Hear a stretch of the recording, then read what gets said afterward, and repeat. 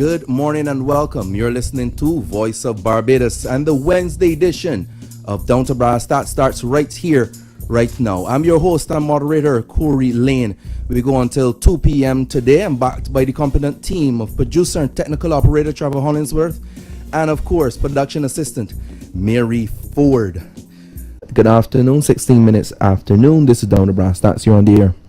Greetings, Corey Lane. How are you? Hi, greetings. Good to hear you. I'm fine, thanks. And you? You bought in pace like fire this morning, and I was a little bit concerned about coming to the crease. No, man. I appeal for light already, so you taking it easy. I know I got appeal for rain. Then I remembered that the only kind of cricket in the West Indies right now that's saying anything is women's cricket. And I proceeded. Okay, good to have you.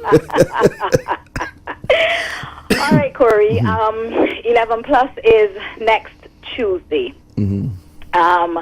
Keeping to this topic of I think some of the issues that the Barbados Secondary Teachers Union is trying to raise in the eyes of Barbadians, and I like to link these things together. Least sometimes we as professionals fall into this trap where we think that everybody understands the systems and the issues like we understand them because we are with them every day.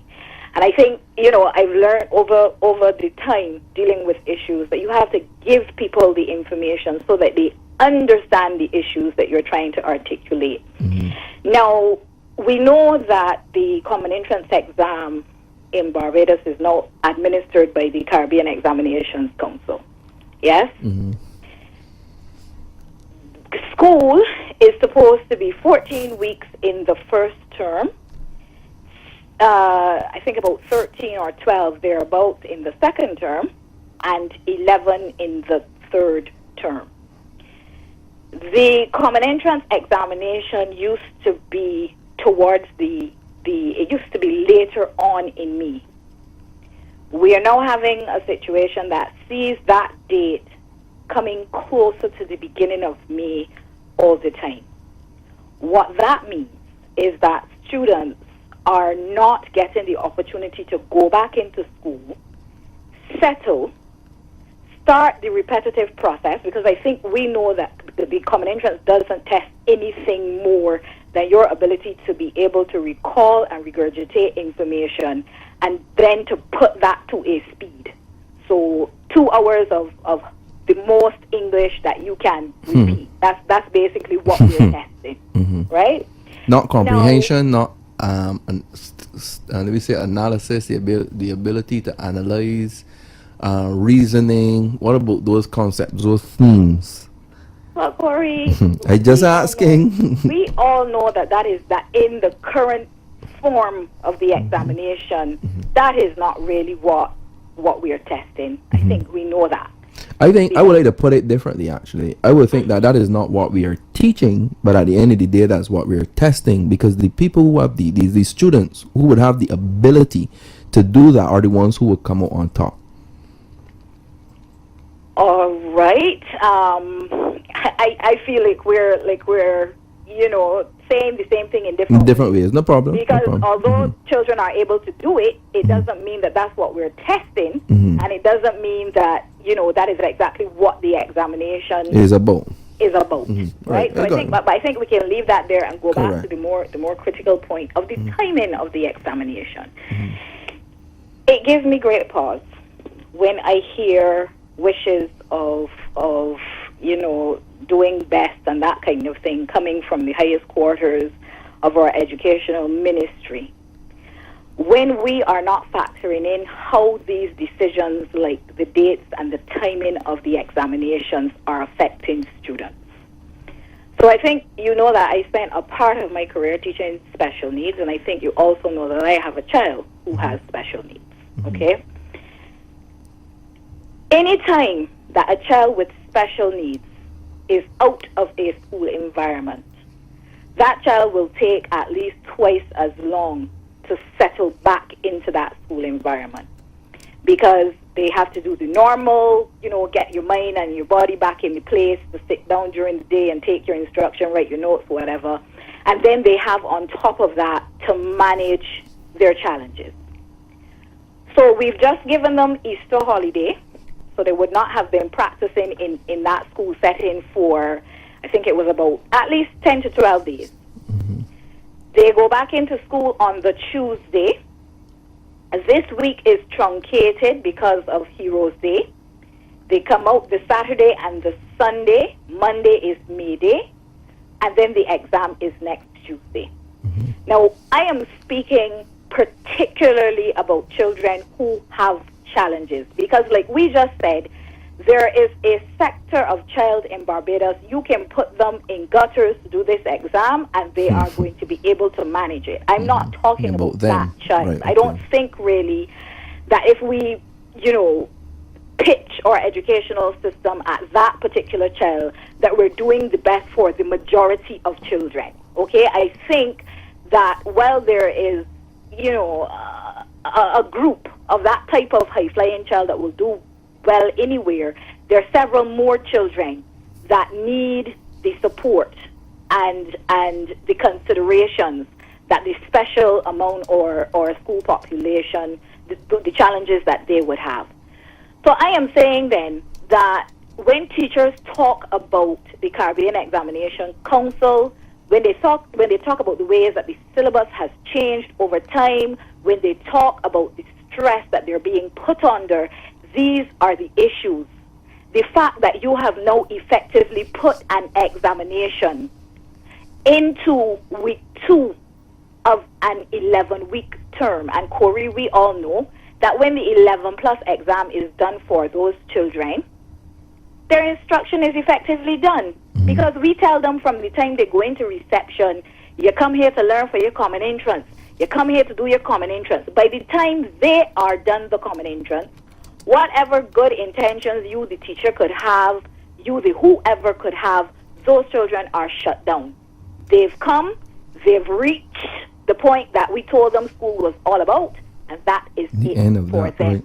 My thing is, these in terms of are the issues. In terms of going beyond here now, in terms of recommendations, where or what would you recommend to the Ministry of Education or CXC in relation not to the testing first, but in terms of the date and timing of the exams to cater for everyone? I am not in a position to speak to the Caribbean Examination Council for the simple reason it is a regional body. It doesn't serve Barbados alone. The Caribbean Examinations Council, and I speak under correction here, cannot make decisions on education for Barbados. I think that is the job of the Ministry of Education of Barbados. So it means then that those multiple education officers that we have in the ministry, I hear people in Barbados calling for details on the job descriptions of teachers and what teachers do on a daily basis and this and that and whatever. Well, when last have we looked at our education officers in Barbados and what are their responsibilities and remits? And I'm just saying that because if we're looking at the most effective system, but I find that we don't get involved enough. Like, for instance, there will be the phone book or the online directory, and those offices would have numbers, but would we pick up and try to engage? Some people will say it's an exercise in futility because at the end of the day, they know I almost like read your body, felt it coming through the phone. But I think if more people do it, like for instance, if Marsha does it alone, it would not be effective. But if they have 30, 40, even 50 parents calling and saying, I have a concern about this, I think that they will be forced to address it. But I think that we've definitely got a culture of civics in this country where is the powers that be and then us. And we have nothing, no responsibility. We just show up, do the exam, fail, pass, and carry on in our lives, whether it be failing or passing, whether it be thriving or just surviving. I think that become part of our DNA, to just let it be, just flow. And I come up here, Barbados, lay back country, just go on mosey along. But I think if we want to do the best, if we got to compete with the world, we actually got to start thinking and acting different. We got to pick up the phone. We got to grab those clipboards. We got to listen up our shoes. We got to get out there and do what is required to make Barbados good, better, best. I completely agree with everything that you're saying, Corey. So I think as you're talking, what is coming into my mind, the analogy that is coming into my mind is, how we had the absentee landlord on the plantation? We now have an absentee Ministry of Education. Well, I don't know if I should say on the plantation, because Barbados is no longer supposed to be a plantation, right? But these are the things, like I said, that are really concerning to me. And I think that these are the issues that the Barbados Secondary Teachers Union and those teachers who walked are more trying to get the public to zero into. It is happening as well at the level of secondary schools, where you have the math and English examination following, I think, the week after the CXC examinations, right? And my son is doing the math and English this year, so I know those dates as well. 3 weeks into the school term, those children are now sitting their examinations. If they're good rationales, tell the people of Barbados what those rationales are. Right, and if that, the decision is a strategic one, correct. Tell us what the issues, what the reasons are. Outside of that, it just looks like nobody is steering the ship, but the ship is going around in circles on the deep. But I want to encourage this type of discussion, and I want others to join, because again, if I call and you call, then so then two nuisances, then two Johnny come latelys, you know, with that type of attitude. Someone here is reminding me, I want to talk back to something you said earlier. It was in my mind, but because two people actually Facebook this information to me, they're saying, hi Corey, please tell Marsha most of our children did not have an Easter vacation. My son and many others had to attend school this Easter. It was because of the date of the exam fell so close after vacation. Well, I think all of that just goes to support the point, because remember that we're talking about these what-list teachers and that kind of thing, but it was those what-list teachers that gave up their vacation to go and make sure that these children are prepared. Now, my concern with that is, Corey, we talk about these things in isolation. We know that there are some parents in this country right now that are smelling hell to send their children to school. Some of them might want to allow their children to benefit from those Easter lessons. But you know what? The government has not said that the free bus fares that pertain during the term pertain for those class 4 children who have those lessons. So mommy now got to find bus fare to send me to school to do those lessons.